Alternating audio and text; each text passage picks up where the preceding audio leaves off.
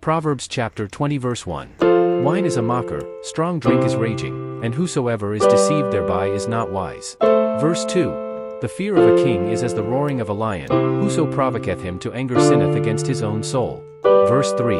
It is an honor for a man to cease from strife, but every fool will be meddling. Verse 4. The sluggard will not plow by reason of the cold, therefore shall he beg in harvest, and have nothing. Verse 5. Counsel in the heart of man is like deep water, but a man of understanding will draw it out. Verse 6. Most men will proclaim every one his own goodness, but a faithful man who can find? Verse 7. The just man walketh in his integrity, his children are blessed after him. Verse 8. A king that sitteth in the throne of judgment scattereth away all evil with his eyes. Verse 9. Who can say, I have made my heart clean, I am pure from my sin? Verse 10.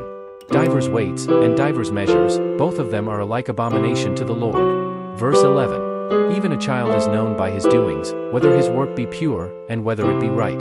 Verse 12. The hearing ear, and the seeing eye, the Lord hath made even both of them. Verse 13. Love not sleep, lest thou come to poverty, open thine eyes, and thou shalt be satisfied with bread. Verse 14. It is not, saith the buyer, but when he is gone his way, then he boasteth. Verse 15.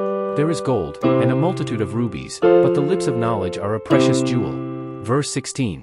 Take his garment that is surety for a stranger, and take a pledge of him for a strange woman. Verse 17. Bread of deceit is sweet to a man, but afterwards his mouth shall be filled with gravel.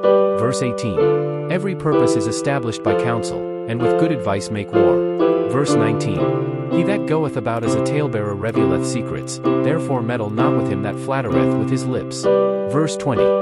Whoso curseth his father or his mother, his lamp shall be put out in obscure darkness.